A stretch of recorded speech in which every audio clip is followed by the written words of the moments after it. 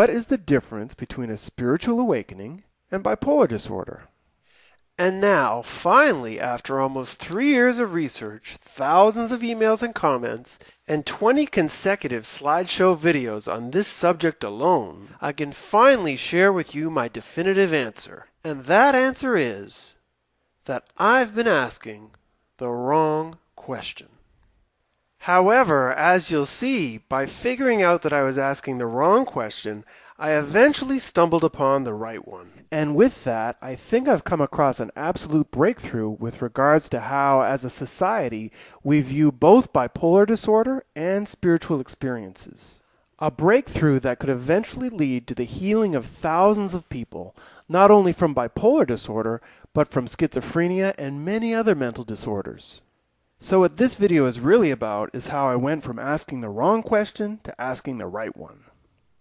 You see, before I knew anything about bipolar disorder, I had searched for a clinical understanding of my own spiritual awakening shortly after it happened about 10 years ago.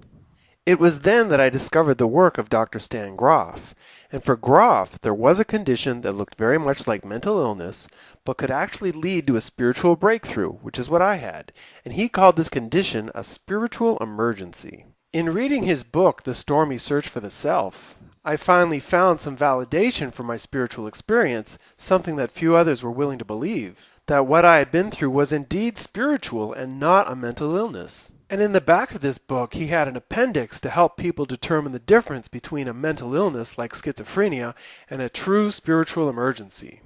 So here were some of the criteria for a spiritual emergency. First, exams show no pathology or disease affecting the brain.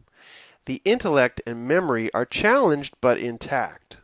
Adequate pre-episode social functioning and healthy relationships. Enough trust to be able to communicate and cooperate with others during the episode.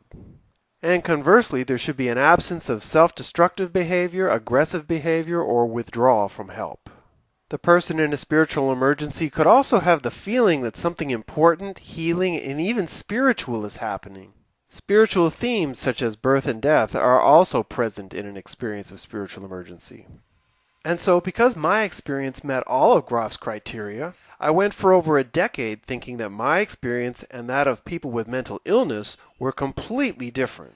However, when my niece Anna had an experience in 2007, I was struck by how similar it was to my own and became convinced that she was having a spiritual emergency, even though her psychiatrist was medicating her for what he saw as a mental illness, most likely bipolar disorder. It was then that I started this research project as well as making YouTube videos to share my story. Once the comments started rolling in, I realized that thousands of people labeled with bipolar disorder had stories similar to my own and fit Grof's criteria for a spiritual emergency. And not only that, but once I started producing theory videos explaining what actually happens to someone when they're in a spiritual emergency, I realized that many of us were going through the same deeply spiritual themes while we were in this apparent insanity. Both a spiritual emergency and bipolar mania can have a feeling of cosmic oneness to it, a feeling of timelessness.